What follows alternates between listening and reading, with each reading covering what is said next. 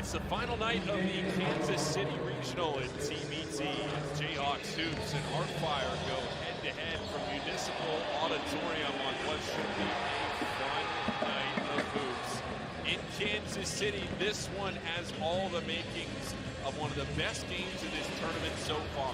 The only one seed left in TBT. HeartFIRE trying to advance to the quarterfinals. And JHX Hoops, a home team here in Kansas City. Can they play spoiler?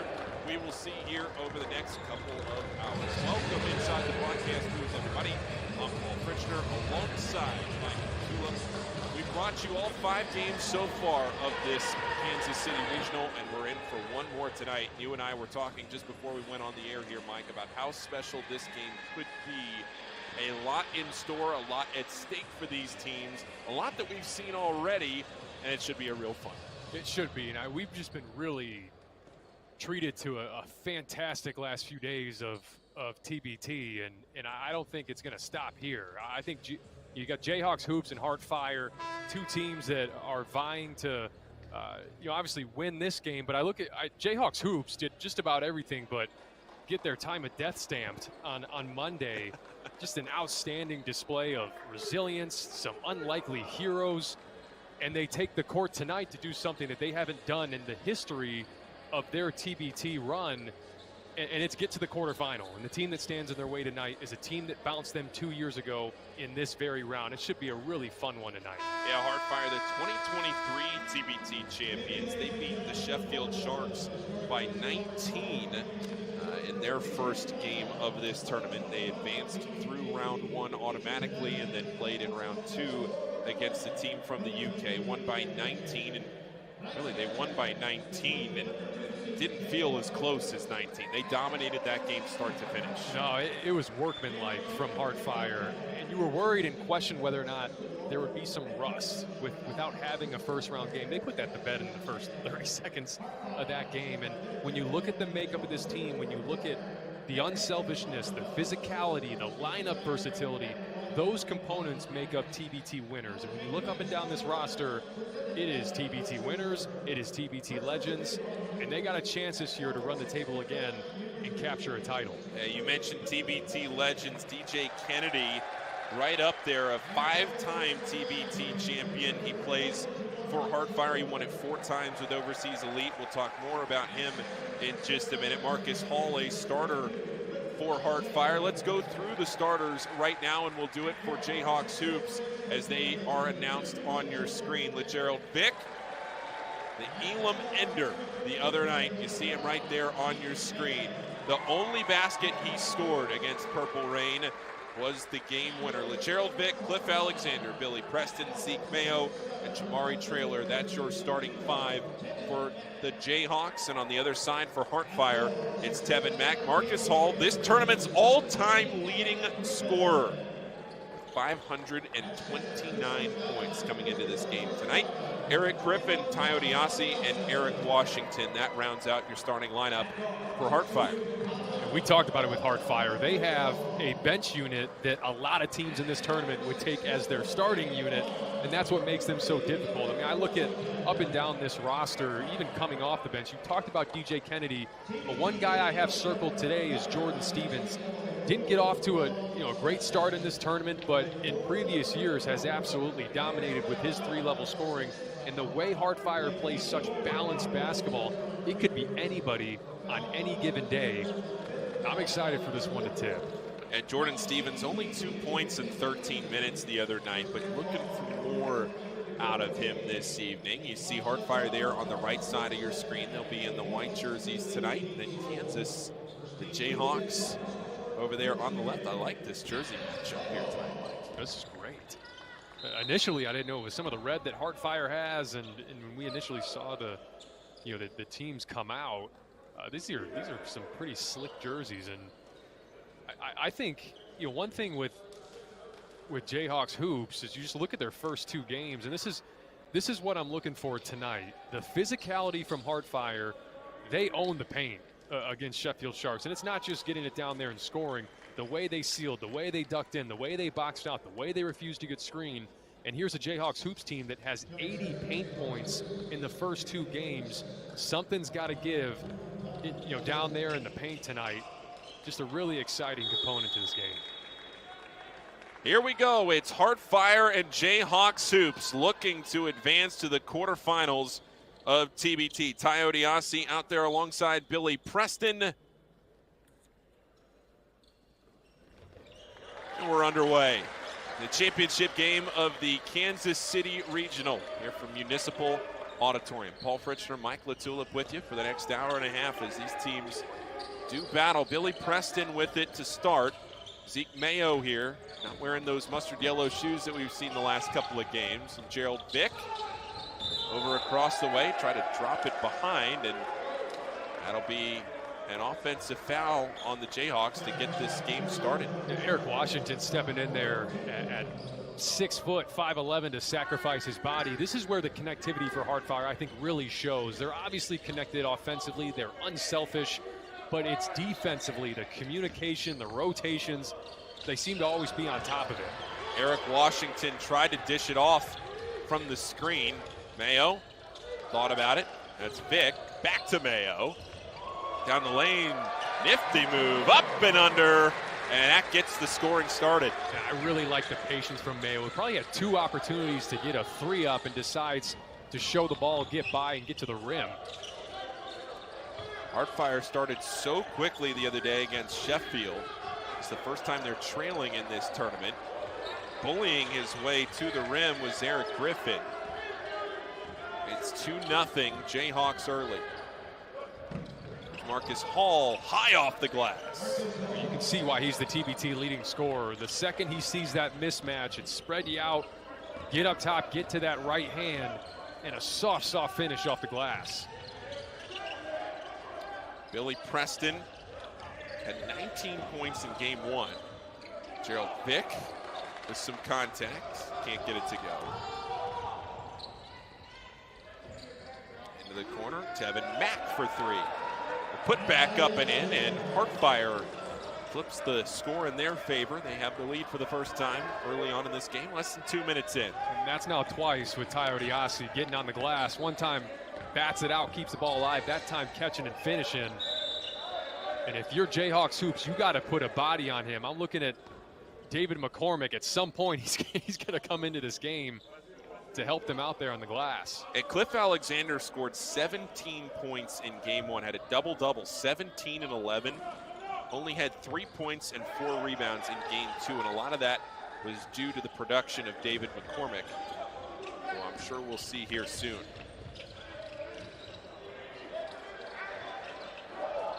Nowhere for Alexander, has it blocked.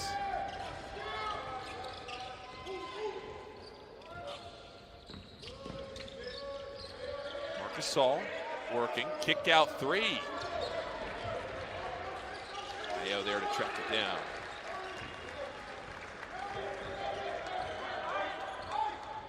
Early on in this one, 4 9-minute quarters played in TBT.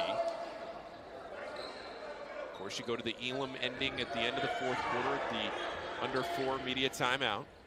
Billy Preston thought about a step back 3. Vick circling, and that'll go out of bounds. It'll stay with the Jayhawks. And I know this is the starting unit, obviously, for Jayhawks hoops, but this is a unit that has trouble scoring at times because they don't have a ton of floor spacers out there. And even on that previous possession, the play that we saw when Tyshawn Taylor was in the game in the previous game, it's a screen away for Zeke Mayo in the corner. Instead, it's Jamari Traylor in the corner as Alexander throws up a heave. Something we're not used to seeing with Cliff. And just the 1 field goal the other night for Cliff Alexander matches that total about 3 minutes into the 1st quarter here. Steps into a 3, that's off the mark for Marcus Hall. And we saw for how good HeartFIRE shot in the previous game, 14 for 29 from 3. Off to a really cold start in this one. Preston. Mayo there, looking to draw contact. No, an easy scoop.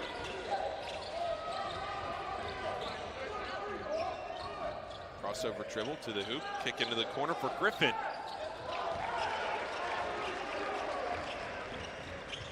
Jayhawks Hoops is really fortunate on that. Cliff Alexander didn't even attempt to go out and contest that shot from Eric Griffin. Jayhawks 2 for 8 to start from the field. HeartFIRE 2 for 7.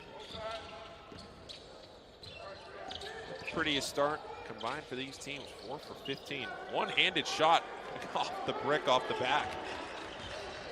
That's a shot he has in his bag. He's coming off that left hand and goes off the left foot, off 1 foot. It's a quicker shot because you don't have to gather the second foot. And he obviously feels confident shooting. He scored a lot in his day. Vic. Back and forth we go.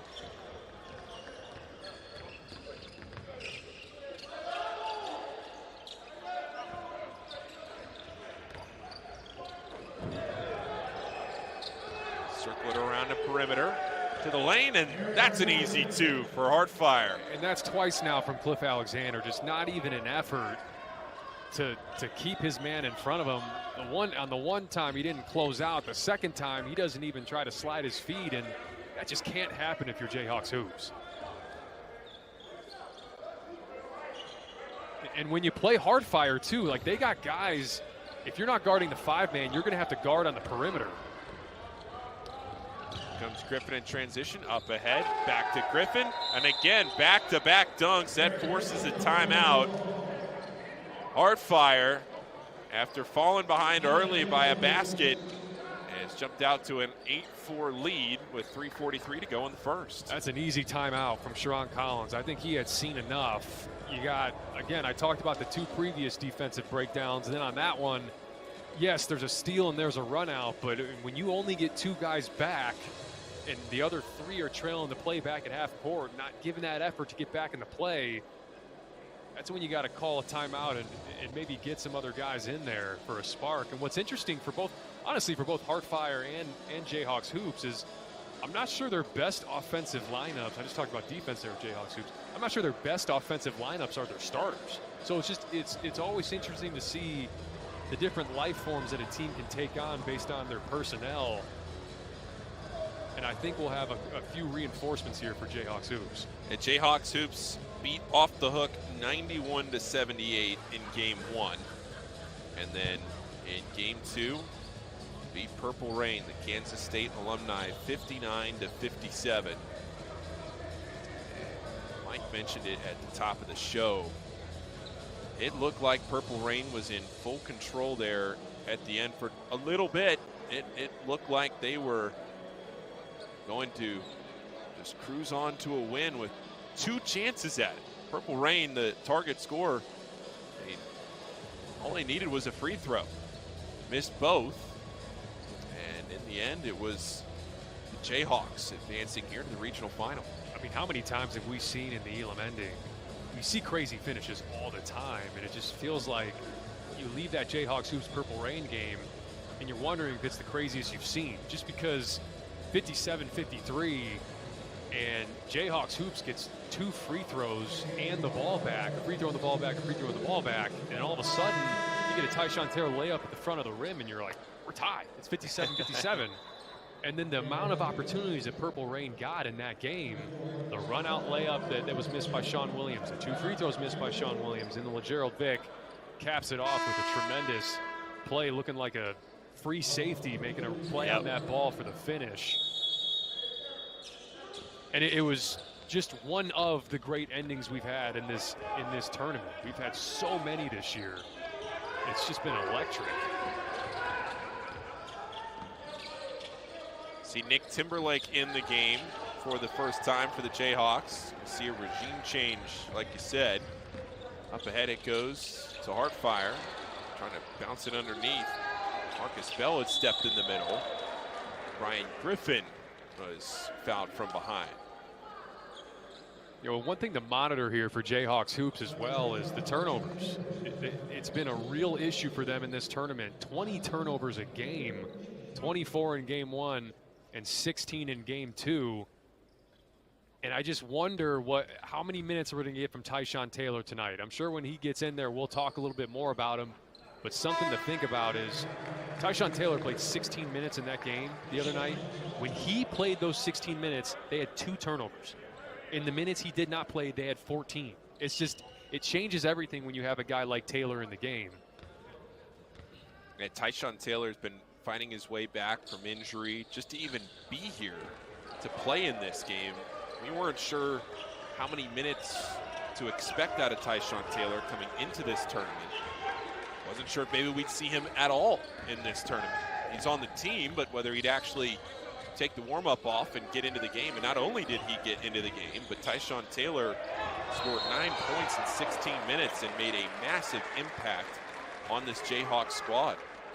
No doubt. And speaking of making a massive impact, in a really unique lineup that Sharon Collins has on the floor right now, not a ton of spacing, but one thing Marcus Bell has certainly done is made quick work when he's in there.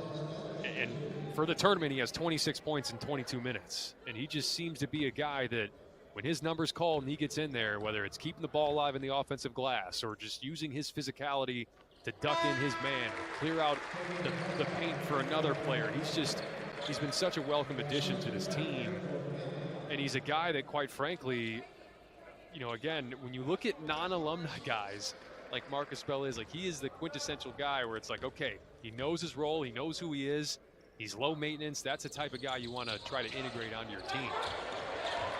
Rebound tipped out, and it goes right back into the hands of Bell. Still fought for. And he's not shy. Nope. Either. He's not shy. But the one thing that stood out to me about Marcus Bell in the first 2 games, and you talked about it, the efficiency. I mean, to be 6 for 7 in the first game, 4 for 5 in the second game, in limited minutes, to be that efficient, that's exactly what you need in a tournament like this. Absolutely, especially from your big men. Stepping through. There's Craig Sword the other way. Some numbers, tossing it up. No. Little too high for Brian Griffin. But then here we go. It's Putney throwing it down. I feel Putney.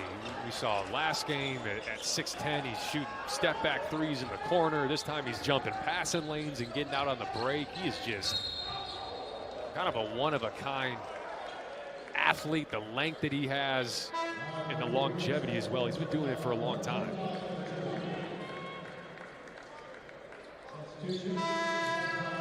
This Jayhawks team, we talked about it the other night.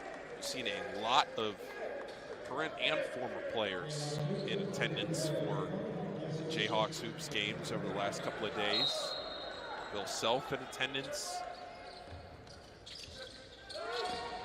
I'll be honest, I'm surprised it's taken this long to get David McCormick in the game. Yeah, same. I thought he was just a catalyst in their comeback the other day. I mean, there you go. It's right on cue. He's so active, he's energetic, he talks, and they just have a different type of bite when he's on the floor.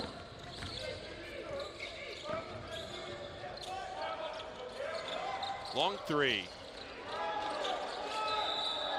DJ Kennedy, and he'll go to the charity stripe. DJ Kennedy, talked about him during the starting lineups, all the success that he has had in this tournament. My note says TBT legend, and then about a paragraph of notes afterwards where do you start? Overseas elite teams that won 4 TBTs in a row. He won a 5th with Boeheim's Army. He's a 2-time TBT MVP. Leads TBT in games played, rebounds, steals, assists. He's second in points to his teammate, Marcus Hall. And it's not an accident he's won at a high level in this tournament. You just see, you know, at 6'6", with just the connective piece that he is, he makes any lineup work. And I talked about the lineup optionality that HeartFIRE has. He is a big piece of that because you can move him around in a lot of different places and he can still be effective.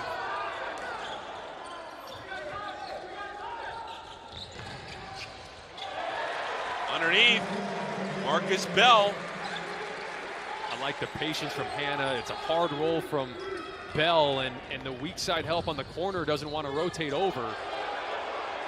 Ball squirts away. Getting out for it and laying it in right at the end. It's Kelvin Amayo. HeartFIRE very sure with the ball last game. 18 assists, 9 turnovers. Kind of struggling with it early to take care of it. Jayhawks hoops on a run to bring it within 2. Now poked again. Amayo up ahead. Lob it to McCormick. Kelvin Amayo, this is a guy that Tyshawn Taylor knows well. There's a reason why he's on this team, and you're seeing it on display right now. He is very disruptive in gaps, and you have some offensive firepower on this team for Jayhawks hoops, but you need some guys, Jacob Hanna's one of those as well, that just want to go out there and guard. That's what those guys do.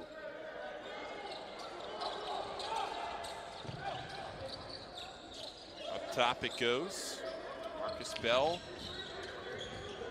Again, this is like another 3 to 4 big lineup for Jayhawks hoops. Jacob Hanna has it tipped a little bit and out of bounds, last touched by the Jayhawks. Now the shot clock is off, and HeartFIRE can take the final shot and take lead into the second quarter.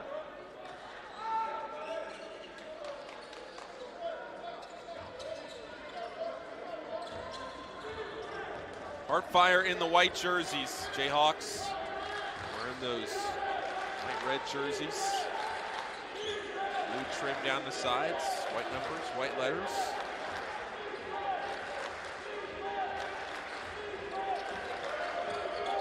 Under 10 to go. Running underneath the Brian Griffin, has it stripped. And a chance to get a shot off, dribbled around, Amayo lost it. And at the end of 1, it's HeartFIRE 13, Jayhawks 11. Mike, as we head here into the second quarter, you are a former coach and GM in TBT. And for people that might be watching TBT for the first time, again, it's 4 9-minute quarters. You get to the fourth quarter, let's play the Elam ending, and you look at some of the intricacies of this tournament, and not just this tournament, specifically the game format, but how you coach it, how you put a roster together where you don't have a regular season to figure out what works and what doesn't. You have a few days of training camp, but for you on the back end, doing the admin work, scouting, finding a roster, finding players, there is a ton of work that goes into just getting 10 or 12 guys out there. I talk about it. If you take the floor, it's an accomplishment, just with all the work that goes into it, and it is why I love basketball. It's why any basketball lover should tune into this tournament, because when you're putting together a team, getting 5 of the best players may not make sense for your team, and it's a true sit down and figure out who makes sense. Does this guy kind of rock the boat for us? Is he a talented player, but is he going to cause chemistry issues for us? How does this guy fit in with this guy in the backcourt? Like, those are all things that you have to think about when you're putting together a team, because the chemistry, it's an expedited process. We got Zoom calls, and then we got maybe 5 days at your location to have a training camp. That is not a lot of time. So all the other stuff that matters is the connectivity and the buy-in. And are we going to have guys on our team that the second something goes wrong, they fray and they go self? Like, that is all the things that you have to think about. And then all the nitty-gritty stuff of how do we want to prepare for the Elam ending? What do we want to run offensively? What do we want to do defensively? It's for basketball lovers, like I said, like myself, being a part of this tournament, now calling this tournament, watching this tournament, it is truly basketball in its essence. You make a great point about the buy-in, because I think what separates a lot of these teams are the teams who you can very clearly see, and this sounds very basic to say, are out there with a will and desire to win each game. And it's not just about the prize, right? The prize is the prize. The prize is a byproduct of the work that you put in and how mentally locked in you can be to run the table in this tournament. That's a big component of it. I think, you look at a team like HeartFIRE, and again, it's not just, hey, they've been playing together, and you can tell offensively. A lot of times it's defensively. It's ball screen coverages. It's talking defensively, knowing where the other guy is at as they turn it over again.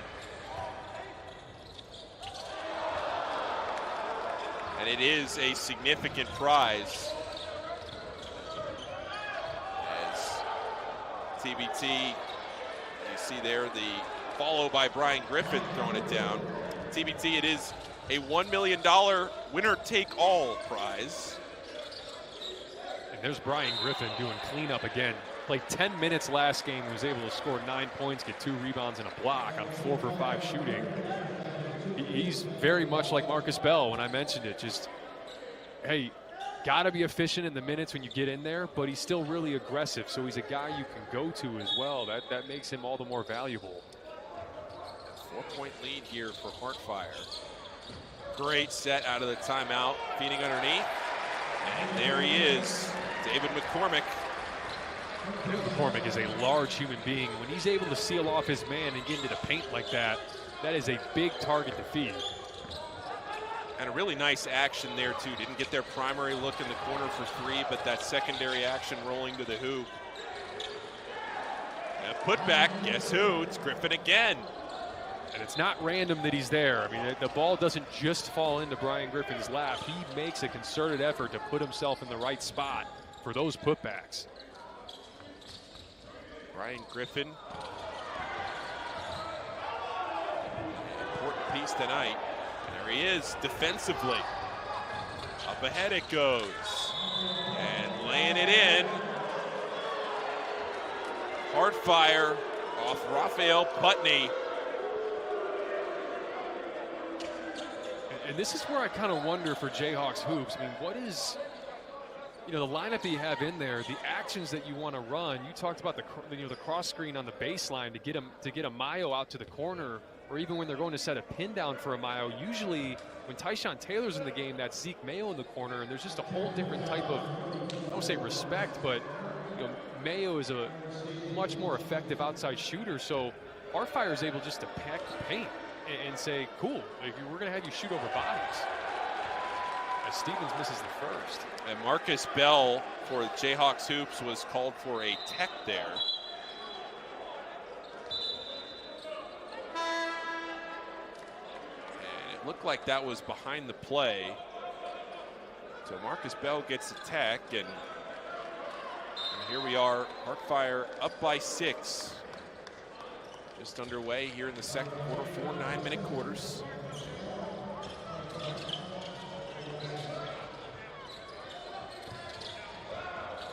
Billy Preston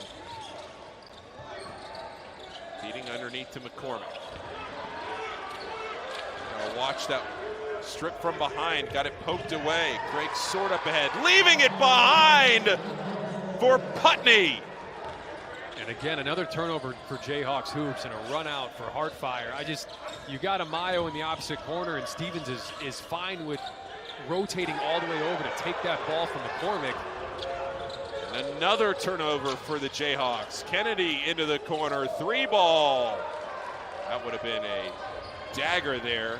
Instead, a run out the other way. That's a 5-point swing as the Jayhawks lay it up and in. And something Jayhawks hoops really needed there just to kind of settle in. And there's Hannah. He's made his presence felt defensively. And when you get a moving screen, again, it's not just about the point guard not waiting on the screen. If you can fight through the screen and create a collision like Hannah does there, you put it right on back on the officials to make that call.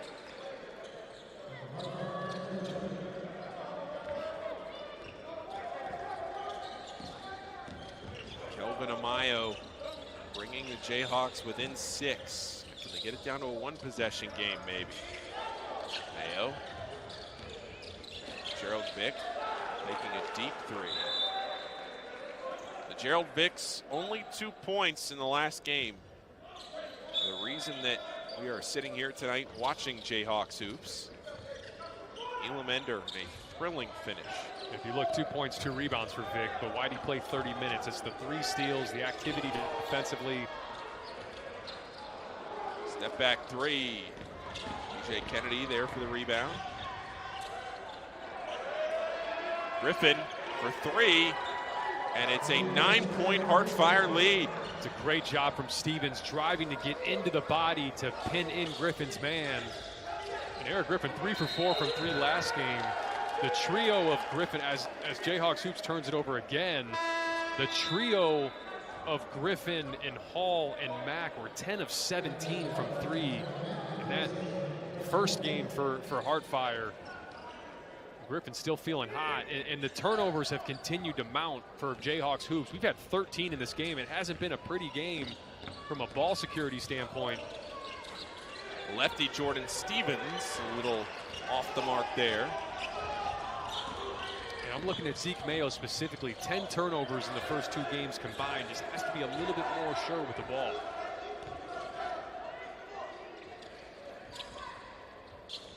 McCormick, how about that shot? High degree of difficulty. He's a heck of a player, man. He is a heck of a guy to not have him for the first round and pick up in the tournament. And again, there's teams that go through the tournament that have guys at Summer League and different places that have to come in and get acclimated. David McCormick is a perfect guy to get acclimated because he knows exactly who he is, knows his role, doesn't need the ball, but still makes an impact. 5 on the timer, got to go quick, and they do underneath the basket, and some words to follow. And it's smart from Eric Griffin. I realize when the shot clock goes down, that's when teams get spread out defensively. McCormick comes up to get chest to chest with you. I'm going to the basket for a bucket. Step back 3. Jayhawks hoops needed that as the lead again had ballooned to 9. Another 3 for the Jayhawks. The crowd starting to feel it a little bit. Kelvin Amayo there. And a foul from behind on Amayo. Kelvin Amayo has really put his imprint on this game as he dabs up Tevin Mack. We talked about Amayo and his defensive prowess, but how about coming out and leading Jayhawks hoops and scoring? 7 points, 3 of 4 from the field, and knocked down a 3. Really, really positive minutes from Amayo. That was just his first foul. DJ Kennedy to the bench. Same with Jordan Stevens. Marcus Hall and Eric Washington back in for HeartFIRE. Feet underneath. Defensive activity there. You can see Ty Odiasi saying, put it up, don't go across the paint. Yeah, and I thought Odiasi too on that ball screen. Once you set it and you get too kind of committing to the ball there, get out and roll hard, and you'll pull in that weak side defender so that you either get the lob, or if that guy crashes down, you get a 3 on the opposite side. Underneath, it's Odiasi, has it poked away. Mayo lost it right off his left hand. Jayhawks shooting 9 for 24 from the field overall. HeartFIRE only a little bit better at 11 for 26. Both teams with only 1 made 3. In this game, the teams are a combined 2 for 13 from 3. It has not been the prettiest shooting game in this first half. Well, you will not be telling your grandkids about this first half offensively so far.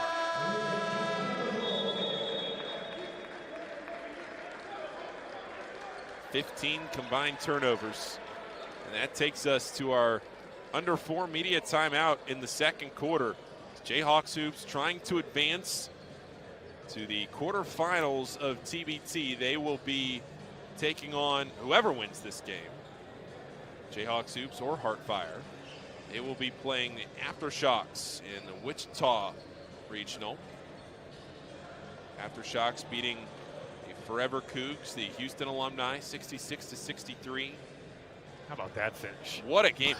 You and I, when we got here today and we were kind of looking back at the last 2 days, and you know, you mentioned you've coached in this, you've been a GM in this, you've broadcasted this tournament the last couple of years. I've watched it for the last decade, it feels like. And the entertainment and excitement of the last 48 hours of this tournament. We had maybe the game of the night 2 nights ago with the Jayhawks and Purple Rain, and Jayhawks hoops, of course, winning that one in dramatic fashion.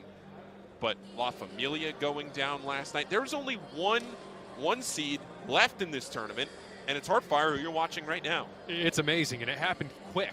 I mean, we had 4 1 seeds eliminated yesterday, as you mentioned, and just the drama. You're just not going to find it like this anywhere else. And that shot last night from Marcus Keene, it's one that if you've been following TBT, you've seen from Marcus Keene many, many, many times. Get into that kind of step back going right, and then he hits the Lambeau leap in the opposite, band section there in Wichita. Just a really, really fun night. Shell Shock and West Virginia, they come out of their regions. They will play on the 28th at West Virginia. Fail Harder, they beat Carmen's crew last night, 68-62. But that final score, I had that game on as I was watching the games last night, I didn't have the sound on in that Carmen's Crew game. And I was on the phone, I had the game on in the background, and as I was watching the game, it just kept getting closer and closer. 9-0 run for Carmen's Crew, they're clawing back into it, and all of a sudden, if you're Fail Harder, you're looking and you're going, we need a basket. We got to end this game now. Yeah, and it'll sneak up on you, and it's something we talked about the Elam ending and how it can make you lose your mind. Just based off of the basketball we've seen, the offensive basketball we've seen in this game, when that bracket starts to materialize a bit, you can start to, as Odiasi with a great finish again, left shoulder right hook to Ty Odiasi's staple. Great move in the backcourt from Mayo. 3-ball with the follow and the easy putback for David McCormick. David McCormick's a guy, I'm not sure, for as long as David McCormick wants to stay on the floor, David McCormick should stay on the floor. He's a complete game changer to what they are trying to do here tonight. He's dynamic on both ends, and offensively, he's been special. You see there, pulling down a rebound. Billy Preston, long two. How about that? How about the luxury of getting a guy like McCormick on the glass? I talked about his outlet passes last game, but how about a 6'10" target in Billy Preston who can ignite the break and knock down a tough jumper? I thought Preston, after 6 turnovers in their game 1, game 2, 0 turnovers, much more sure with the ball, and I thought he made some really, really key defensive plays throughout that game. No turnovers in 30 minutes. Follow. 2 shots at it. Neither go through the strings, and instead Preston nearly throws it down, but he'll earn a trip to the free throw line. Been saying it all tournament. There's no stopping Billy Preston when he's within 5 feet of the basket. It's either a layup or it's a foul.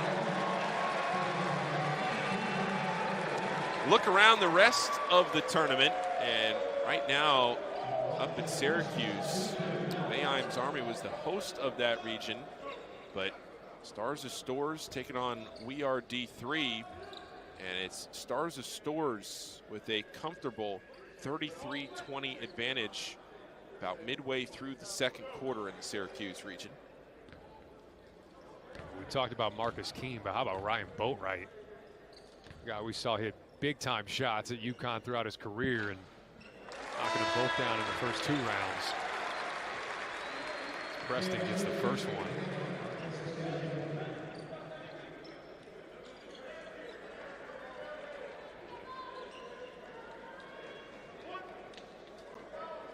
Except for the turnovers in game 1, Billy Preston, when he wanted to attack, he said it just a second ago, was pretty much unstoppable.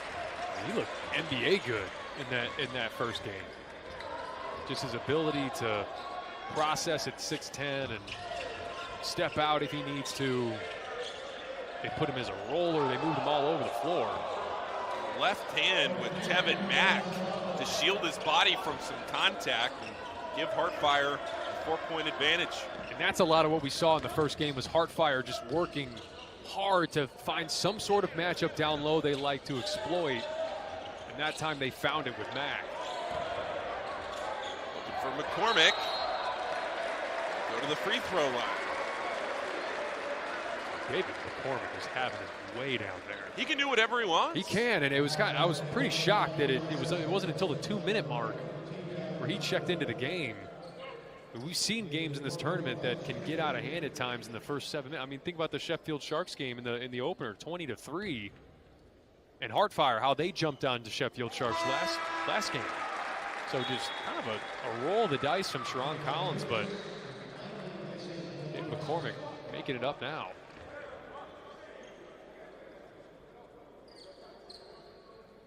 Now, I wonder if they're just saving Mariano Rivera or Tyshawn Taylor for the third quarter like they did last game.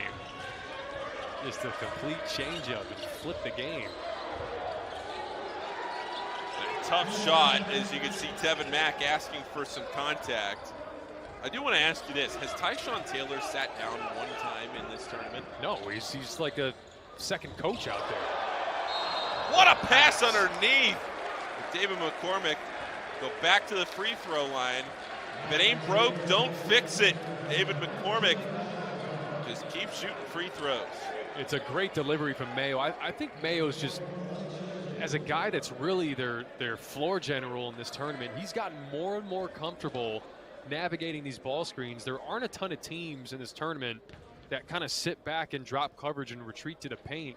That big man who's up there on the screen is usually jumping out at the ball, and if you're not ready for it, that can really spook a ball handler. And Mayo's done a tremendous job, I think, this game of being a little bit more patient. And like I said, David McCormick's about as big as it gets for a target. Rolling to the basket, great hands, he's nimble. Mayo had kind of a polarizing season at Kansas, but how have you seen his play here in this tournament, Mike, compared to maybe what you saw in his time in Kansas jersey? Again, he's tasked with a lot in this tournament. A lot of the ball handling duties. Defensively, you see him on Devin Mack trying to kind of stay afloat with what would be looked at as a mismatch. But the reason why I keep bringing up Tyshawn Taylor is I just thought it got Zeke Mayo off the ball a little bit and you were able to use his shooting gravity more than you do now with him on ball. Jayhawks wanted the possession arrow there. It does favor the Jayhawks. Instead, it just goes out of bounds.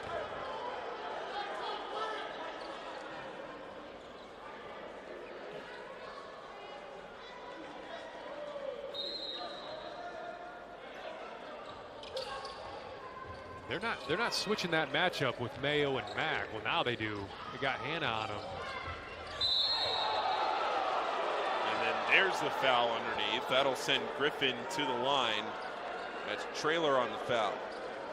Yeah, I think it's just a lot of what we've seen from HeartFIRE. If it's Mayo guarding Mack on the block, how do we get it down to Mack? And then once they get the switch, you got Eric Griffin up top with Jamari Trailer on him. And he feels like he can get by and get to the rim, draws the contact, and shooting two. Here's the first. Free throws at points in this Kansas City region have been hard to come by. HeartFIRE now just 3 for 7 from the free throw line.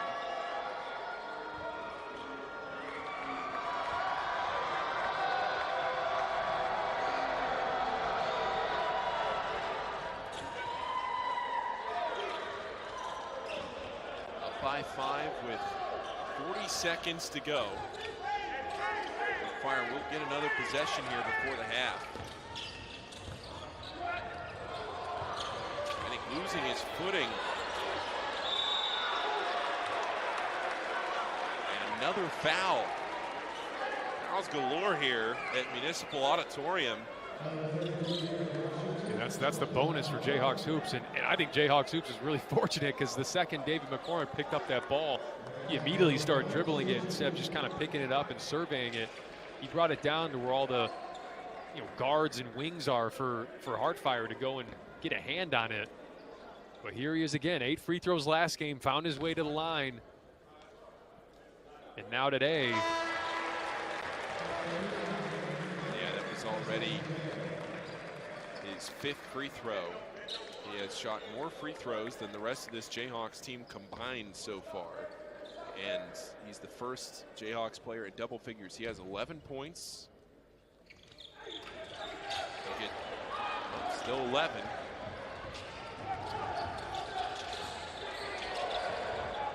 Dangerous pass across the court. Reversal to Eric Washington. Wait for the final shot here. Defensive effort from Jacob Hannah. You've got some fouls to give if you want to be aggressive for Hannah. Jacob Hannah, one of the best defensive players in all of Division II at Washburn. Goes out of bounds, only 1.9 to go. It'll have to be a quick shot for HeartFIRE. They will take the lead into halftime. What is the score? We'll see here. HeartFIRE draws up out of this. No timeout, just go right for it. Bounces, have to take a shot, didn't realize the time, and no shot from Ty Odiasi. Honestly, not sure what the plan was there. You had Odiasi, a non-shooter, flying out to the three-point line, and you inbound it to him. And maybe he's just a pressure release valve there. but certainly not the guy you want shooting the three if you were to catch it cleanly.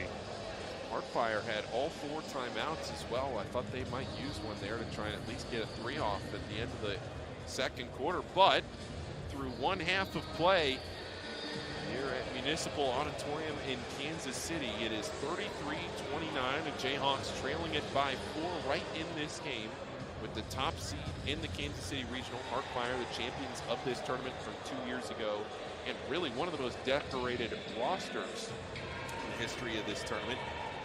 TBT's top 2 all-time leading scorers, Marcus Hull, DJ Kennedy, leading the way on this roster. Eric Griffin, so far tonight, 4 for 6 from the field. He has hit a 3, he's hit a free throw, he has 10 points to go along with 5 rebounds to lead HeartFIRE. He's been really good, and it's just carryover from what we saw on Monday. And I'm curious here, in this second half, HeartFIRE, again, 9 turnovers on Monday, 8 tonight in the first half. And you look at it and you say, okay, they're up 4 despite the 8 turnovers. It's the glass where they've really separated themselves. 10 offensive rebounds. That's the way you can kind of level things out with those margins. If you turn it over or you get more opportunities on the glass, and they've had 6 more field goal attempts than Jayhawks hoops. A 4-point lead. Mike LaTulip, Paul Fritchner with you here tonight, and we're going to step away. We'll take a break. About 9 minutes left in this halftime break. We'll be back for the second half with you from Municipal Auditorium in Kansas City.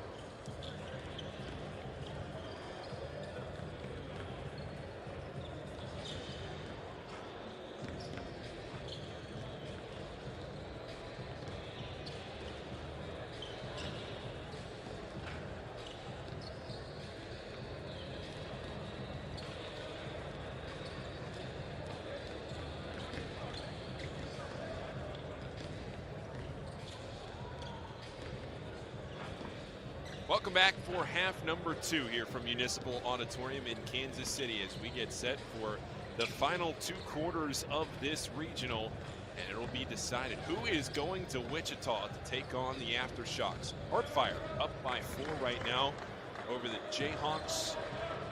Kansas, what a game this has been so far. And a lot of contact, Mike LaTulip, as we welcome you back here for the second half. A lot of fouls called, very physical game so far. Paul Fritchner, Mike LaTulip with you. And what do we have in store, do you think, from the final 18 minutes of action? I think we're just scratching the surface with how crazy and chaotic this game can get. It hasn't been a shooting or offensive exhibition in this first half, but HeartFIRE, despite 7 live ball turnovers, has been able to kind of neutralize and equalize things on the glass, out rebounding Jayhawks hoops 26-15. I want to see if that keeps up, because if HeartFIRE can maintain that distance on the glass, I think that bodes well for them in this game. And I'm also curious to see how Jayhawks hoops manages their personnel in the second half. I think one thing they've done in this tournament is just play a lot of guys. And even last game, they had 9 guys play 12 minutes or more. And I just want to see for Sharon Collins, who do you go with? Who do you trust here in the second half? We saw, again, McCormick starting the half now. So they're not waiting for the 2-minute mark to bring him in there. They know if they want to advance to the quarterfinal, they need him to play a big role. David McCormick was dominant in that first half, 11 points, and the teams did not shoot the ball well from 3. A combined 2 for 17. HeartFIRE was 1 for 11, and Jayhawks 1 for 6. That's how you get things started here in this second half. Billy Preston, just a simple face-up, and he's got Tevin Mack with a hand in, and he doesn't even do the Durant, like, swing your arms through and throw it up. He just shoots his normal shot right over him, gets the contact, and gets the hoop. Jayhawks now within 1. Officials tonight, Crystal Hogan, RJ Johnson, and Jeff Johnson. Jayhawks fans wanted a inbound 5-second call there. HeartFIRE has been able to keep the Jayhawks at arm's length for most of the game. See what they can do in this second half. Almost a turnover. The left side, Griffin steps into a 3. Nothing but air. That is not something we've seen from Eric Griffin in the first couple of quarters. And then an air ball on the other end from LeGerald Vick. With how that first half went, it's only right that we trade a couple air balls. And again, this is the clock is going to keep ticking, and we're going to get closer to that Elam ending with a trip to the quarterfinals on the line. We'll see who starts acting a little different. On the floor for HeartFIRE, Tevin Mack, Marcus Hall, Eric Griffin, Ty Odiasi, and Eric Washington. Odiasi there on the board, and a kick out 3. Second chance opportunity for HeartFIRE. It was the story in the first half. It's why HeartFIRE was leading this game. And Odiasi gets a hand on the ball, and Tevin Mack, with how well he was shooting the ball last game, not quite there as much in the first half, but he still steps into it confidently. With just the second made 3 in this game for HeartFIRE. Billy Preston handling it. Zeke Mayo trying to answer, and he does. Zeke Mayo all the time in the world. He hasn't had that many open looks like that. Just to kind of set his feet, take a breath, and rip it. Move underneath. Again, this time a turnover. Preston working against his man, gets a bit of a screen, has an opening. Preston against Griffin. Behind him to Mayo. That's tipped up, or rather that was Vick. Now McCormick in the corner. And the Jayhawks have the lead. David McCormick, you can see why he started the second half. Now 5 for 5 from the field, 13 points. And credit Jamari Trail for tracking that ball down to create that second chance opportunity. Jayhawks fans on their feet. Mike LaTulip, a crossover dribble to the rim. Oh. And Ty Odie make it Eric Griffin nearly. This Kansas City Regional has been full of close, Almost. but just not close enough dunks that would be all over highlight reels. I mean, Eric Griffin there with just a slick inside out to freeze his defender. And McCormick was jumping up and down. He thought he got all ball.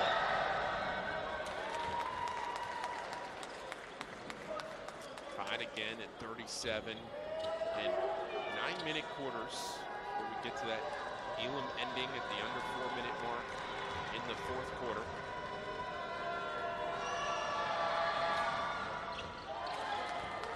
HeartFIRE back in front by 1. And we're seeing the ball go through the basket a little bit more than we did in the first half, that's for sure.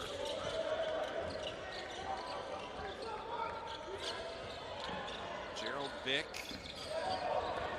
has not scored yet, and they take to the rim. Zeke Mayo go to the line. And that's incredible persistence from Zeke Mayo. I love the fact we saw it with Tyshawn Taylor, like I mentioned. You put LeGerald Vick on the ball, and now you can go set the stagger away for Zeke Mayo. And when he comes off, Eric Washington just refuses to get screened. He sees Eric Washington come off. He can't get anything off the stagger, and then he knows Eric Washington's going to be a little bit anxious to go and blow up that next ball screen, and he just rejects it and comes right down Broadway to shoot 2. 7 of 7 from the line last game. This is a place where Zeke Mayo is pretty darn comfortable. This has been a one-possession game for a while, a two-possession game for sure. This team's just trading leads right now to start this second half. And I think it makes all the difference having David McCormick out there to start the quarter. Griffin about it, now driving. Great verticality from Traylor. Vick stepping through with his left hand. Nothing LeGerald Vick does is like routine. It always seems to be just a really impact play. 3 ball for the tie, no. Strong offensive rebound. Griffin will try for the tie. No. And now the Jayhawks can take their largest lead of the night. It'll be Vick for 3. Short, this place would have erupted.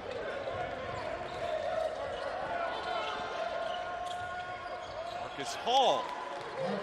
Sweet floater. Soft touch. Thought if HeartFIRE pushed it there, they could have had numbers. Hall just kept his head up, surveyed, and found that crevice for the floater. Crossover. On the floor. Cliff Alexander was dominant in game 1 for Jayhawks hoops. 17 points, 11 rebounds, and then only 3 points and 4 rebounds in game 2. And that's due in large part to the play of David McCormick, who has been dominant in the last 2 games. He is the leading scorer tonight with 13 points. Not just for Jayhawks hoops, but he's the game's leading scorer.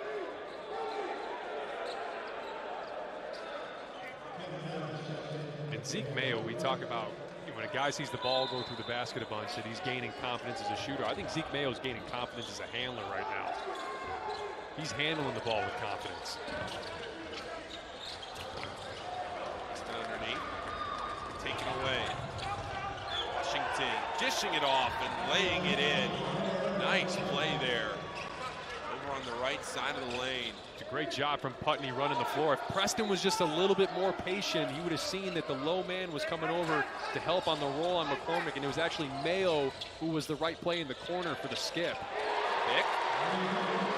I'll tell you, the shot making in this second half has picked up big time. Fans appreciating it. In the corner for 3. Out of bounds. Jayhawks basketball.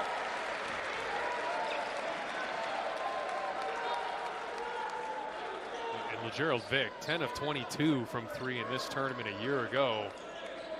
You saw him hit a big one in game 1 against Off the Hook.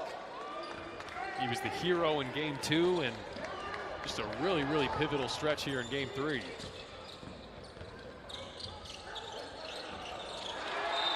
Dropping it off underneath. It's Bell hurting the couple.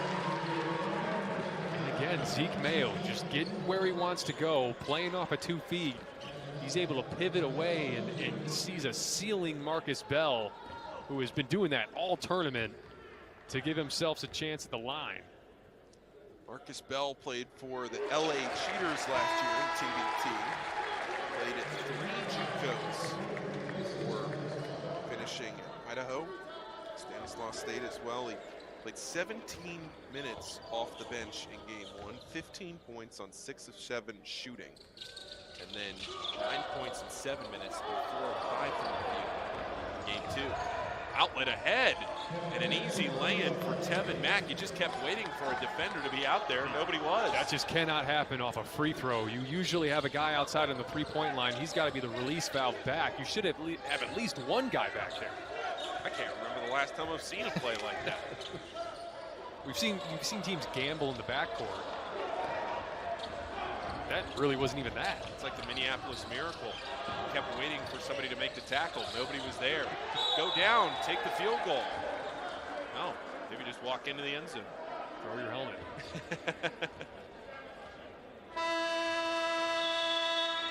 That'll take us to our under 4 media timeout here in the 3rd quarter. Paul Frenchner, Mike Latulip with you, and it gives us a chance to explain what you're going to see a quarter from now in the Elam ending.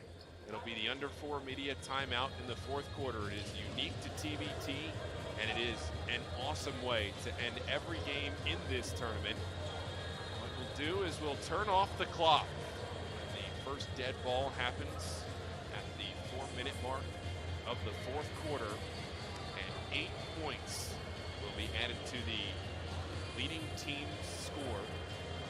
And that will be the target score.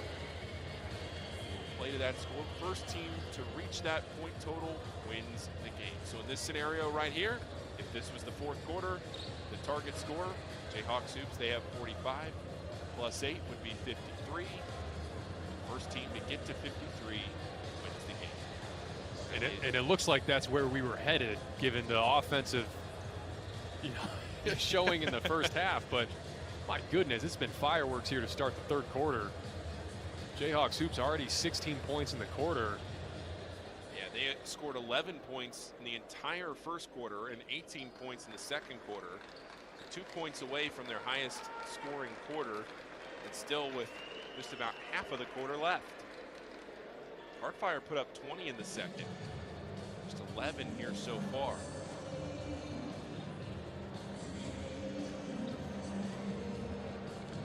And I love seeing a meeting of the minds there from Tyshawn Taylor and Sharon Collins. It's just truly, Taylor has been like a second coach. I know he's a GM of the squad too, but he has been like another coach out there. And I felt like last game with Taylor out there, this is why maybe he's up there moving around because there's still a chance that we see him take the floor. But he's such an emotional leader for this team. And you see him walking up and down the sidelines, but they needed that last game. They needed his emotional leadership on the floor, and he delivered in a big way. So that's a fascinating storyline to monitor whether or not he'll get in there. But the guys that have been playing, I think LeGerald Dick's done a good job on ball to get Zeke Mayo off ball.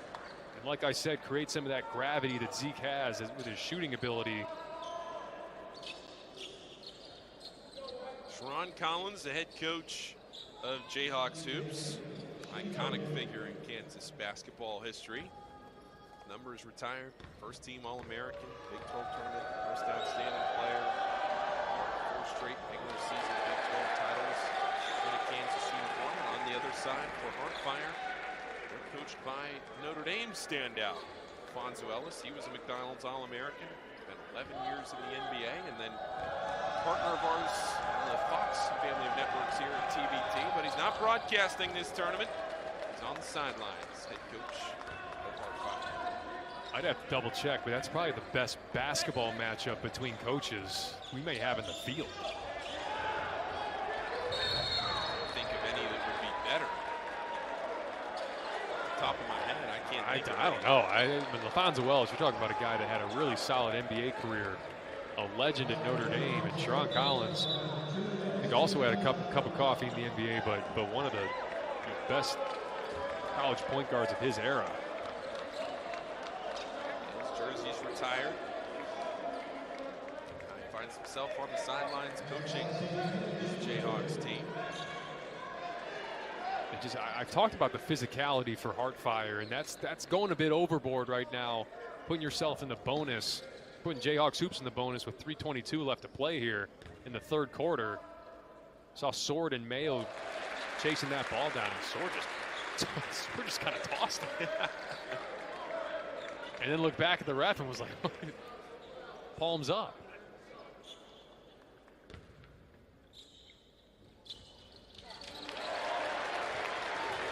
That's just straight up not the guy you want to foul. Yeah. It's now 11 for 11 for Mayo in the last 2 games from the free throw line. A foul, and now maybe a little talking here as this game's physicality ramps up. Bell was in on that. Well, between everybody on the floor, if you told me the favorites, the 2 favorites to be talking to each other, it would probably be Marcus Bell and Craig Sword. I think those were the 2 there that were barking at each other. Craig Sword was part of that 2023 HeartFIRE team that won the TBT championship. Holdovers from 2023 on this team. Sword one of those. Dropping underneath. Ryan Griffin, another slam for the former Xavier Musketeer. If you're Marcus Bell there in semi-drop coverage, you can't let Griffin roll behind you, get behind you. It's a great delivery for the finish. Up top, Nick Timberlake hits the 3.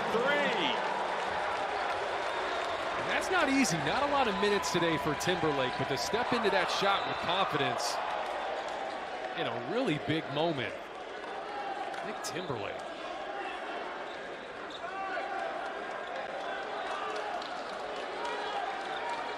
We're talking to Christian Brown on the sideline. Nick Timberlake did not score in game 2. He only played 6 minutes. He hit 1 early 3 in game 1, so those are his first points since coming quarter of this tournament. An answer over on that 3 was Craig Sword. Now hard foul at midcourt. Timberlake going out there. We saw it last game, Jacob Hanna, when he gets out in the open floor, he's like a running back. And Sword, that's 2 fouls now in the backcourt with Jayhawks hoops in the bonus. Just had, between the turnovers and some of the sloppiness defensively, it's just not what we've come to expect from this HeartFIRE team.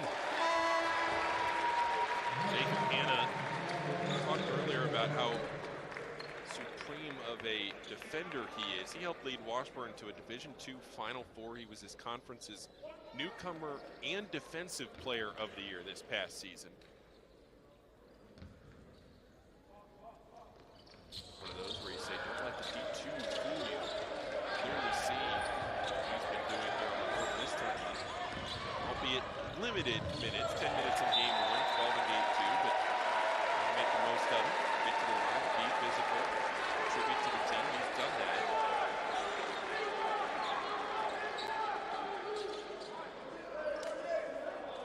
And another turnover for HeartFIRe.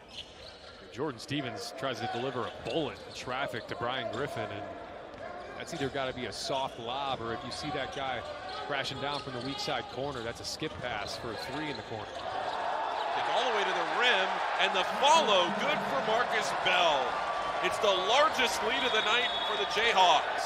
And that sequence is emblematic. I mean, Hanna has been a guy that has tried to relentlessly get into the paint, and Bell has just been following every shot, creating second chance opportunities. And Jayhawks hoops, look out.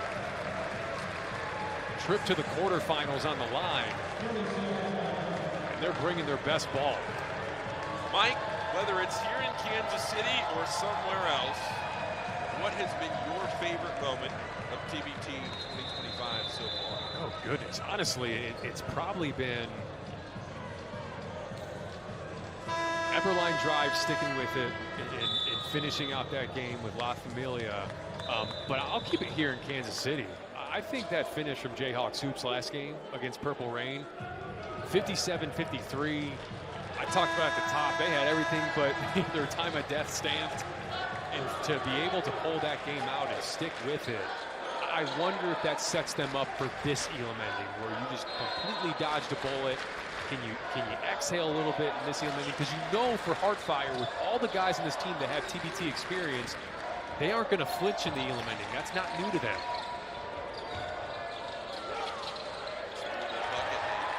High arcing shot. Way around and out. Rebound. Hannah. It's around underneath it goes. No, but a late whistle. Griffin called for the foul. He can't believe it. Hannah's been such a good pickup for this team. Obviously having a guy that can get in there and defend, but you look at the guys on the floor right now. Zeke Mayo's on the bench. Tyshawn Taylor's on the bench. You know, who is your quote-unquote point guard? And for Jacob Hannah to be able to kind of direct traffic and orchestrate some things is a really, really big development.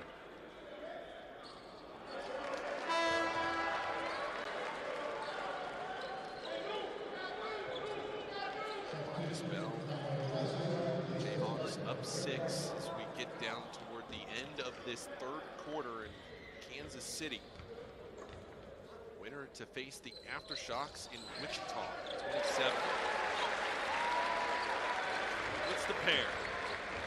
And this just feels like a really critical minute 40 here for HeartFIRe. Where, I mean, what direction is this game going? To the bucket. Clean block for Marcus Bell. The other way for Amayo, into the corner, back to Amayo. And out of bounds. Hannah lost control. Well, how about the verticality from Marcus Bell, absorbing the contact with his chest and staying straight up to alter the Odiasi shot. Miscommunication there and a wide open look. Timberlake recovers. Almost too open and not really a shot you practice. A 14-footer falling away towards the baseline. If you're Jacob Hannah, you're wondering, is somebody just coming out of nowhere that I'm not seeing? Was there a dead ball or something? Yeah. But he has just been fearless. And look, it's not easy when you play. I mean, let's be real. He's coming in and playing for the Kansas Alumni team. And he probably grew up watching Sharon Collins. He probably grew up watching Tyshawn Taylor. And probably watch Zeke Mayo this year. And to come into this game, to not doubt yourself, to say, I belong, I can be out here and make an impact. He has been kind of an unsung hero as he misses the free throw at the line for this Jayhawks Hoops team. A very, very welcome addition.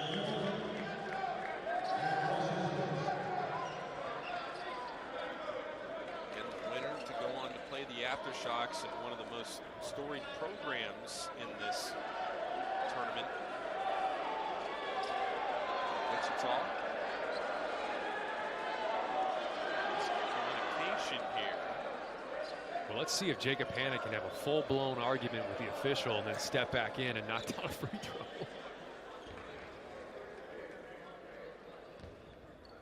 Hannah shooting the second. Got it. 68 seconds left in this third quarter. A lot to be decided right now, but it's been all Jayhawks in the third. Really, in the last 3 minutes, they have flipped the script here. Marcus Hall for 3, and that was desperately needed for HeartFIRE. And that just can't happen if you're Nick Timberlake. It's just a simple dribble handoff. If it's a switch, great, communicate it. But if it's not a switch, you've got to be up there to get a hand up and contest on Marcus Hall. Jacob Hannah. Other way it goes. You got a 2-for-1 opportunity if you're HeartFIRE. Seems like they're just going to try to set the table.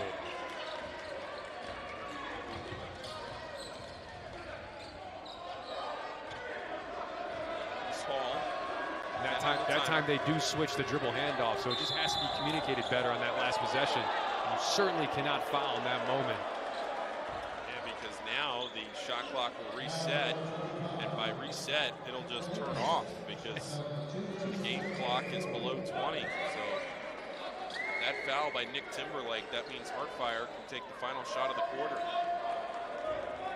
And compared to college basketball, professional basketball, this is a lower possession game in TBT. Every possession matters. And I believe that is another foul Just can't happen. That's on Nick Timberlake again, so he picks up 2 fouls without any time going off the clock. And that puts HeartFIRE in the bonus. They'll go to the line, shoot a pair. Yeah, I mean, again, I talked about college and professional. This isn't college where it's 1-1 and the single bonus. You're sending the line, you're sending Marcus Hull the line for 2.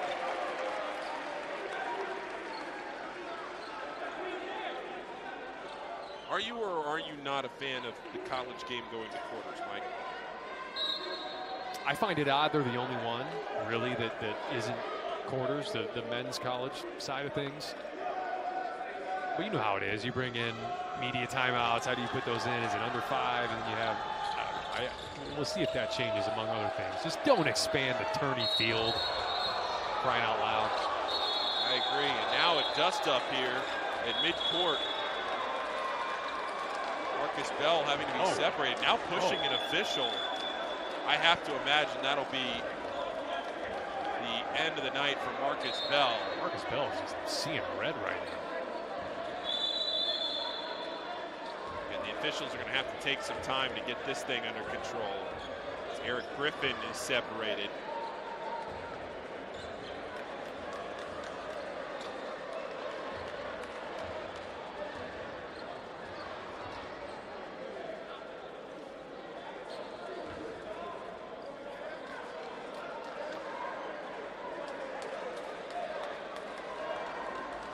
To see what started that argument, but the officials did a pretty good job of getting in there quickly and making sure nothing significantly escalated. We have already seen a couple of ejections so far in the Kansas City region. I wonder too, you could have a double tech for what started it, but Marcus Bell putting his hands on an official, now you run the risk of getting tossed, and there may be free throws for HeartFIRE. So you think you dodged a bullet with Marcus Hull splitting a pair, and they may get a chance for a few more.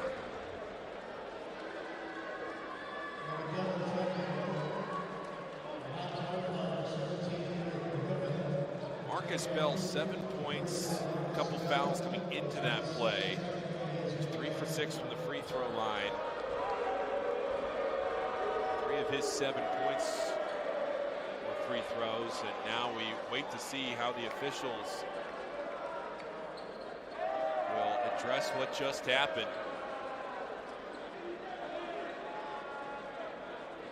I think we're going to have a double tech, and then I think Bell's getting thrown out of here.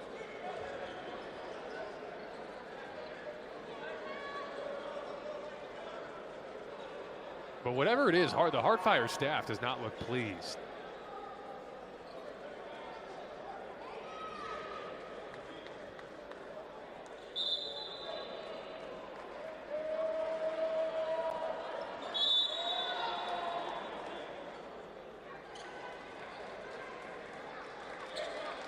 Maybe HeartFIRE was lobbying for an ejection there that didn't happen.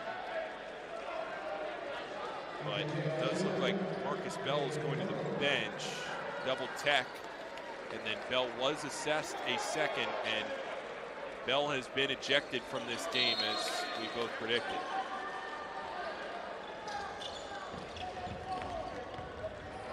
Eric Griffin got a tech, Marcus Bell got a tech, but then Marcus Bell got a second one and was ejected from the game. Less than 10 to play in the half. Pinball's around, it's on the floor. DJ Kennedy's there, and it's a jump ball, possession arrow to HeartFIRE with 4 seconds left, and I think these teams need the quarter break here. I'm also wondering why the double tech and then the ejection doesn't result in free throws for HeartFIRE. But I will say the chippiness we've seen at the end of this third sets us up for what I think will be a really entertaining fourth and Elam ending. You have to wonder if maybe that's what HeartFIRE was asking over there on the bench, if that second technical would result in free throws.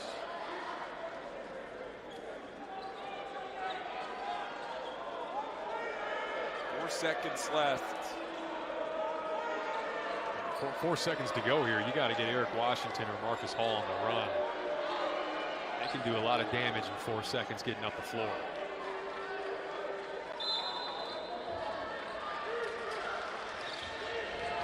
Here's Tevin Mack.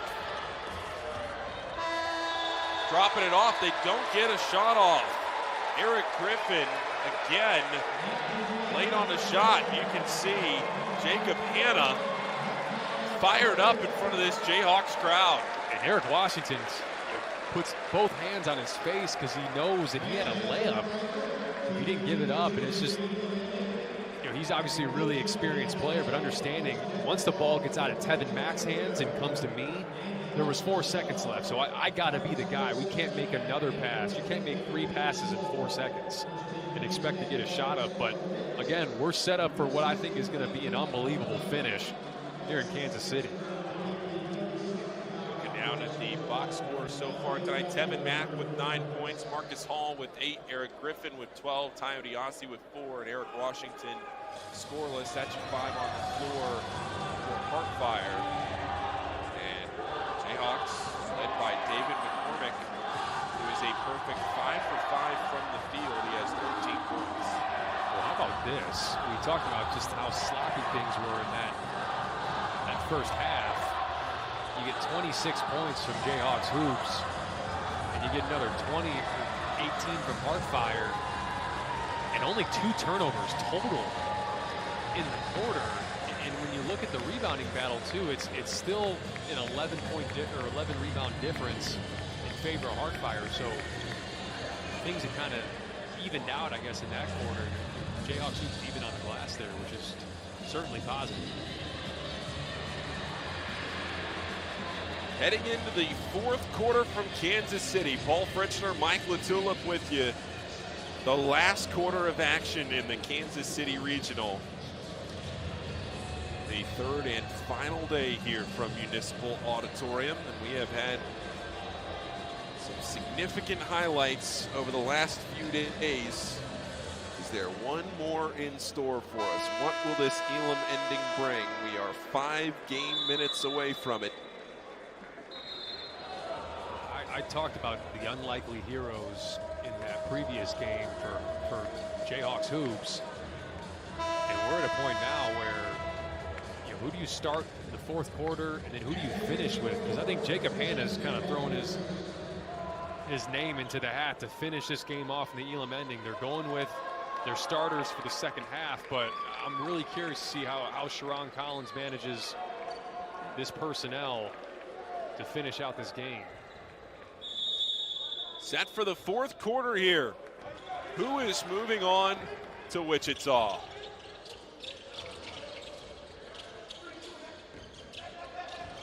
Billy Preston working on the outside against Tevin Mack. Step back, mid-range. And I like the action. We're just going to get Zeke Mayo flipping his hips and setting a reverse ball screen for Preston just to clear a side. And you let the 6'10" do it all forward go to work. Now a running 3, halfway down and out.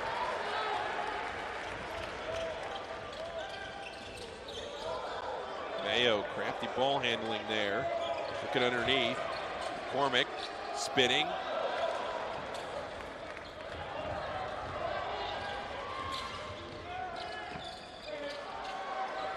Right side for Washington for 3. One of those for HeartFIRE. Waiting on one to drop. Yeah, it's been night and day from the outside for HeartFIRE. 3 of 19 today after 14 of 29 yesterday, or I guess on Monday.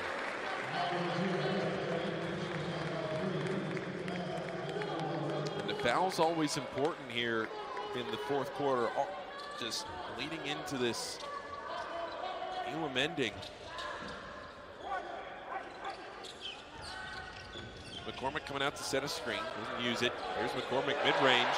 Got it. How about David McCormick in this game? A complete difference maker. And you can tell just the communication there and the understanding that HeartFIRE is going to ice that ball screen, meaning Eric Washington is going to flip his hips and force Mayo to the sideline. And what that means is McCormick, his area to pop is back towards the top of the key. And he finds that space and knocks it down. A big shot from David McCormick. For 3, McCormick Has it blocked. DJ Kennedy looking for space, and a foul underneath.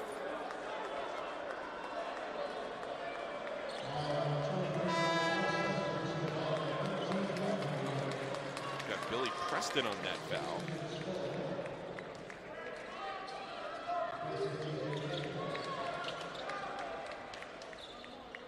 Preston's first.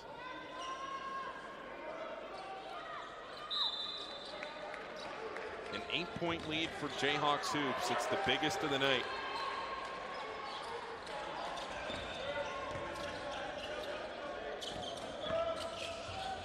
Marcus Hall.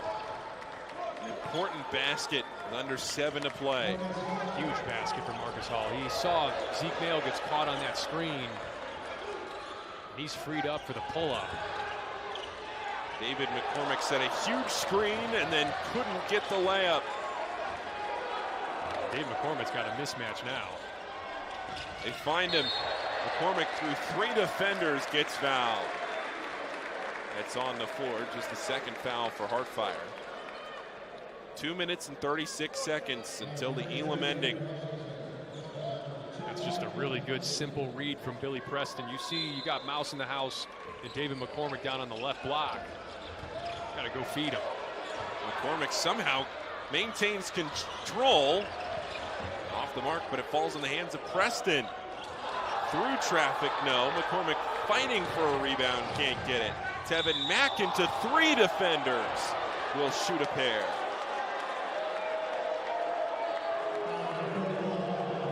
Wild sequence. Getting a little helter-skelter. And I like that from HeartFIRE on the foul, huddling up. And that looks like a team that has won this tournament before.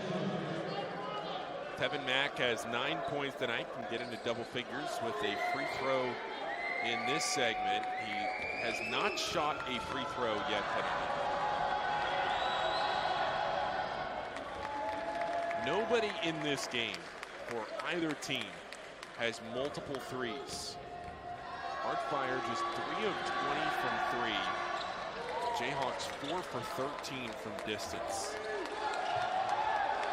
Something to keep an eye on as you approach the Elam ending. And I talked about the experience of this HeartFIRE group. You don't want to let them continue to cut into this deficit as we approach the Elam ending. Traylor has it poked away. It's Greg Sword making an impact. Up ahead it goes, one-handed pass into the corner, a 3, and there it is. I just talked about needing shots from the perimeter, and Marcus Hall delivers. It's a 1-point game. Things can flip when you're playing a team like HeartFIRE who's been through battles. They're not going to flinch when they get down. Tevin Mack called for the foul, trying to poke the ball away from Billy Preston as he turned the corner.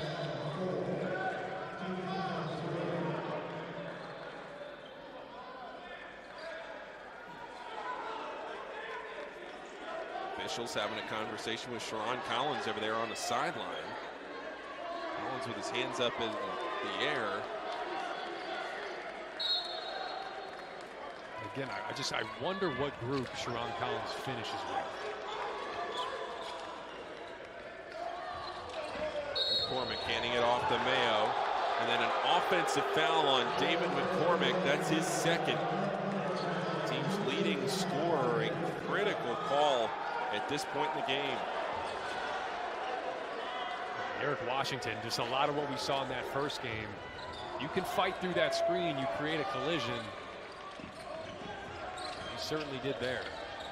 Marcus Hall showing patience. The baseline, stepping around, Sword.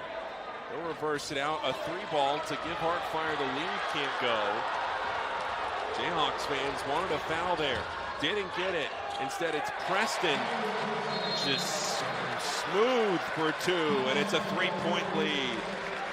It's like clockwork when Billy Preston gets the ball down there in the paint. He's just got such feathery touch.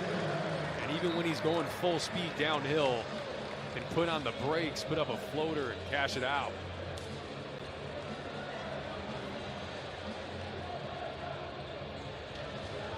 We are one of 3 games tonight. day here at these regionals. 3 games happening. HeartFIRE and JHX Hoops. HeartFIRE the only 1 seed left.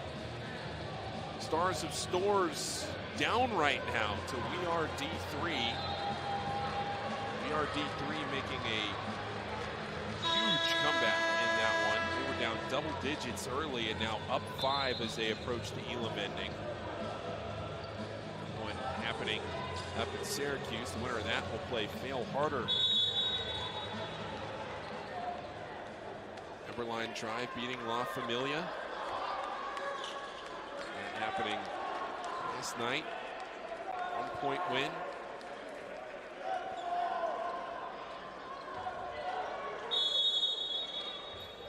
And to me, Eberline Drive, I think they're the team to beat in the field right now. LA Ignite sideline cancer the other game tonight. That'll be at 9 o'clock on FS1. We're in for a good one here. It's a 3-point game with a minute to go before the Elam ending, and then stolen easily. Mayo didn't see him, and Eric Washington has a walk-in too. Washington gets the steal in the finish, but it's the correct sort pressure that creates the turnover for Mayo. A foul, Billy. Preston, guess what? Draws another foul. I mean, truly, I've said it, you've heard me say it. It is virtually every time for Billy Preston. He gets 2 feet in the paint. Either it is a bucket or it is a foul. Once he cleaned up some of those careless turnovers for game 1, and even in that game 1, we've talked at length here tonight about how impactful he was. But the turnovers negated some of his overall impact. And once he's cleaned that up, it has been so impressive watching him in games 2 and 3. Really, particularly here tonight in game 3. He had a game-saving block in that game against Purple Rain as well, chasing down Egbuda to pin it on the glass in a pivotal moment. Washington kind of briefly lost it, might have had a layup, and instead it kicked out 3. This allows the break up ahead, and guess who it is? Oh, he missed the dunk. Another missed dunk in this regional. There is just a lid on the hoop when it comes to some of these. And it allows a wide open Marcus Hall 3 to give HeartFIRE the 1-point lead. And what a shift here. And if you're HeartFIRE, 4 fouls. You don't want to foul here to set the score. Got to play it out and get a stop.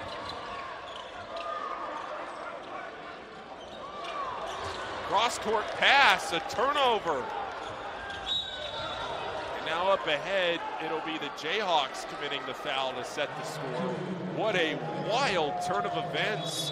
In the last 30 seconds, you can see Billy Preston frustrated with himself, and he couldn't finish off that dunk, and a 5-point swing gives HeartFIRE a 1-point lead into the Elam ending, which means that the target score is set at 71, and the first team to 71 is moving on to Wichita.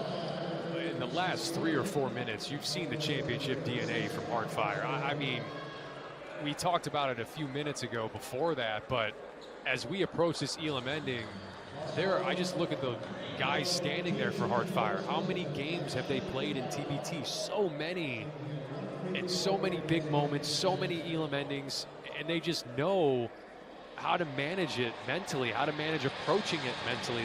Those 2 minutes leading up to it, when things get so hectic and the crowd starts yelling and freaking out, they're able to kind of just have horse blinders and say, hey, we're keeping the main thing. And that game flipped pretty quickly, 61-58. And all of a sudden you look up and HeartFIRE's leading it here at the Elam ending. Target score is 71, 8 more than the leading team score.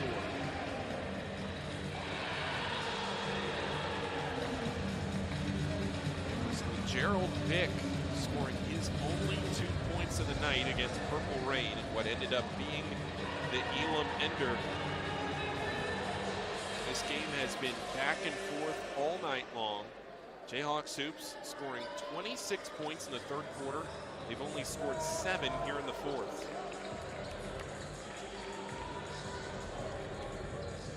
And I think for HeartFIRE, I've just talked about why they almost have an advantage given their experience in the Elam ending. There's two things. You really have two opponents in the Elam ending.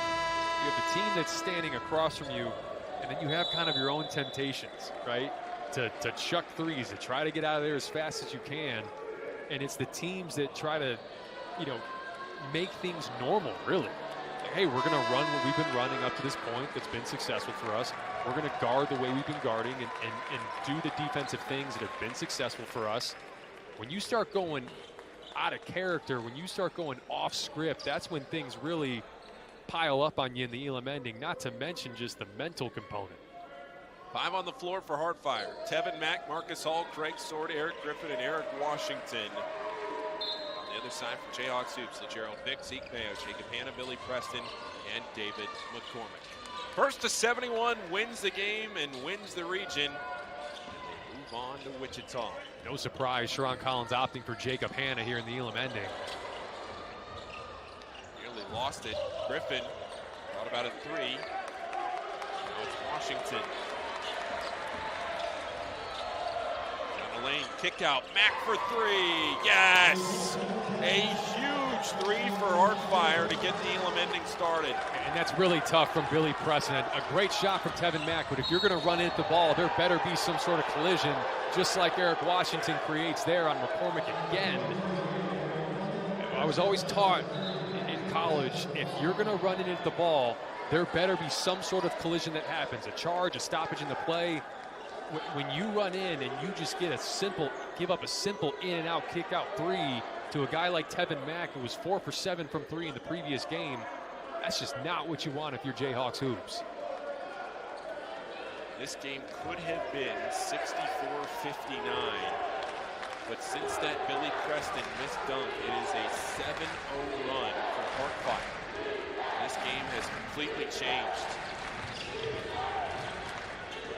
Kick out Washington, it'll be Griffin for 3, way short, but then an offensive rebound, another kick out 3, no, but another offensive rebound, and right there to take it away, it's Jacob Hanna, and a foul. And I believe that's the 5th on HeartFIRE, which will send Hanna to the line for 1 plus the ball. That is how fouling works in the Elam ending. I want to negate fouling on purpose strategically. The way that TBT has kind of taken that out of effect in the Elam ending is you get 1 plus the ball here. Craig Sword kind of smacks himself in the head a little bit. It's risk reward. You got Craig Sword creating the turnover for the Eric Washington run out a few minutes ago, but that's his 3rd foul in the backcourt this game. And those fouls just add up. And now you're sending Jayhawks hoops to the free throw line to try to cut this to 3 and get the ball back. And he hits the free throw.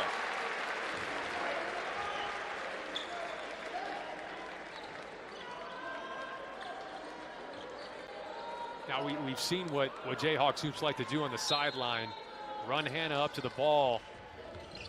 And then a screen away for Vic.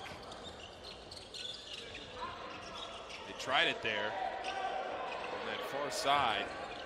Preston making his way in. He'll fade away for 2. An important bucket. I mean, at 6'10". That type of fadeaway, big moment. What a shot from Billy Preston. Marcus Hall. And he throws it away into the backcourt. Vic to Mayo for 3. Yes! And a lot of guys would let that just go out of bounds. I love Gerald Vick picking it up and saying, let's get some out of this. Jayhawks hoops fired up and 1-3 away from moving on to Wichita. That flipped in a hurry. A 7-0 HeartFIRE run, and then a 6-0 Jayhawks hoops run to respond. It's finally brought this Kansas City crowd to its feet. What a fun atmosphere right now inside this building.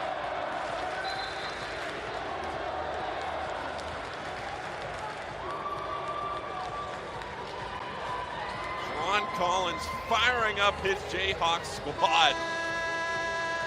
What a development here. And that's just one of those moments for Collins. I don't need to have a dry erase board out. I don't need to have a clipboard out. We don't need to draw up a play. This is about getting stops now and defending without fouling. Both teams in the bonus at this point. And you know, right, if you get a little bit over aggressive and foul, this is HeartFIRE going to the line to shoot one and get the ball back. Eric Washington into the front court. Washington crossover dribble, trying to get contact. He did, and the foul. And now HeartFIRE can take the lead with a free throw. That's just a brilliant play from Eric Washington. Understanding, you saw Jacob Hanna running, hyping up the crowd. Jacob Hanna was on 10, and he knew that if he kind of angles towards that ball screen, Hanna's going to try to jump it. He rejects it, gets downhill, and finishes through contact. What a play from Eric Washington. Washington's first free throw of the night. And it's a 1-point HeartFIRE lead. The Jayhawks can win it with a three. That's what I'm talking about, fighting your temptations. Are you tempted to take a three here? Billy Preston seems like he wants it. Gets a screen from McCormick, drops it off to McCormick, behind the back to Mayo. Inside to McCormick, and he lost it.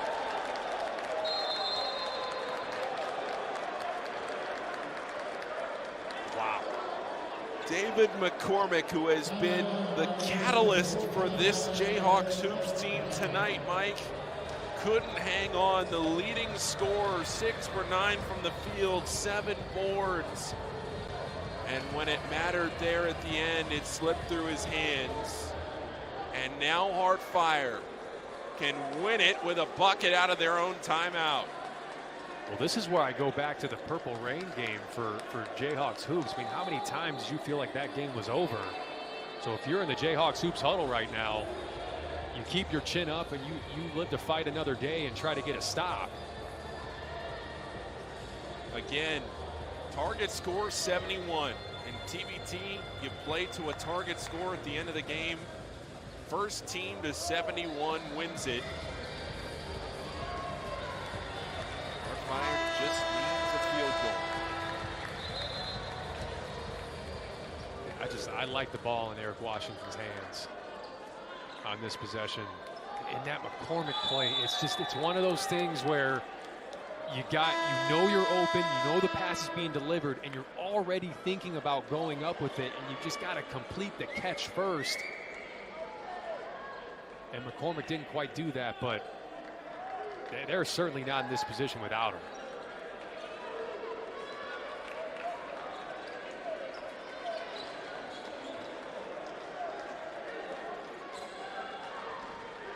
Craig Sword to inbound.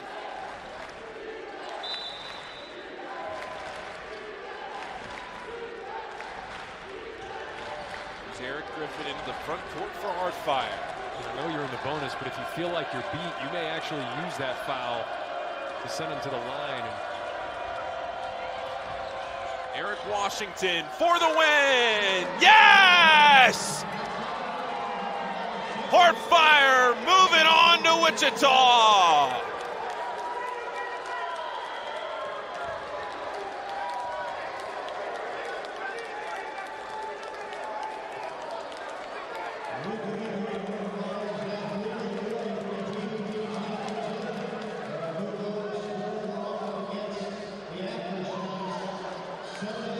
It's just the heart of a champion. And I said it coming out of the timeout. I like the ball in Eric Washington's hands. I want him deciding this. And he just put Jayhawks hoops to bed. And what a play from Eric Washington. And just stepped up in the big moment of this game. Eric Washington finishes the night with 12 points, one of 3 in double figures for HeartFIRE. Make it 7 points for Eric Washington. But what a night for HeartFIRE to come back there in the end and get the win after it looked like Jayhawks hoops might be in position. Ball slips through McCormick's hands. And HeartFIRE on a high degree of difficulty shot from Eric Washington. 7 points for him tonight, 3 for 8 from the field. And one final shot for Washington. It's going to be advancing his team onto Wichita.